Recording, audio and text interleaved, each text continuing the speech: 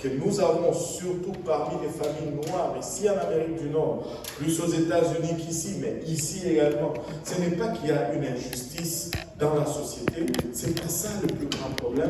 Le plus grand problème, c'est que les familles sont brisées. La plupart des familles sont monoparentales, le père n'est pas là, et lorsque le père n'est pas là, il y a un problème d'éducation, il y a un problème de modèle, et ces enfants deviennent des bandits.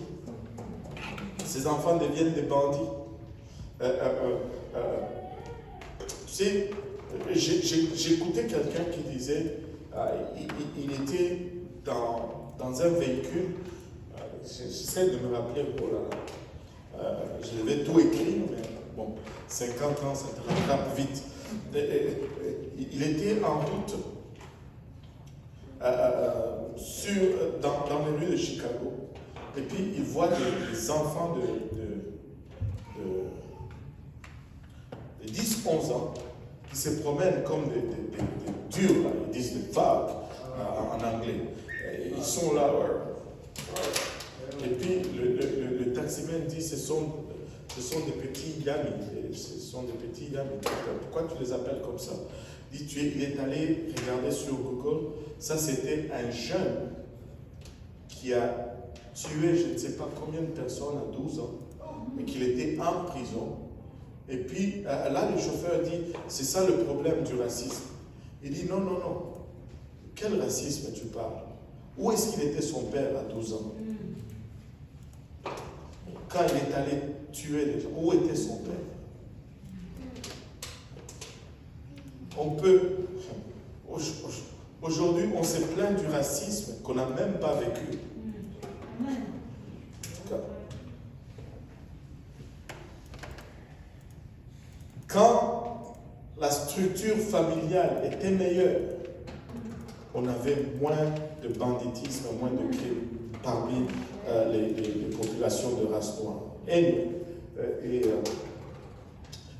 Le père doit être les exemples. Le papa doit être le type d'exemple dans la maison. Quand le papa n'est pas là, ça cause beaucoup de dommages.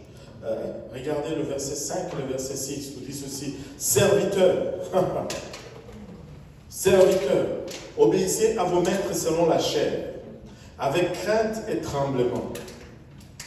Dans le frère simplice, oh non, je vais dire, dans la simplicité de votre cœur. Dans la simplicité de votre cœur, comme à Christ. Il parle du travail. Regarde ton voisin, dis-lui, il parle du travail. Ça, c'est dans ton milieu de travail. Tu dois travailler pour ton boss dans la chair. Il ne dit pas dans l'église, hein, dans la chair.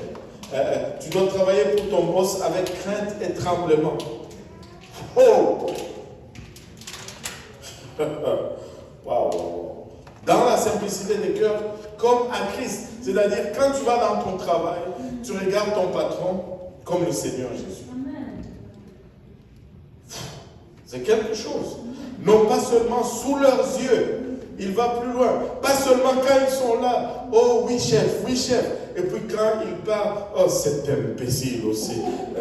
Non. Non. Je ne sais pas pourquoi il y a toujours cette tendance, on pense toujours qu'on est plus intelligent que son boss. Mais alors que c'est lui qui est le chef.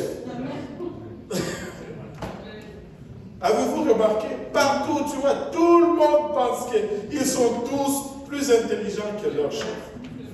Jusqu'à ce que c'est eux qui deviennent le chef. Là, ça change.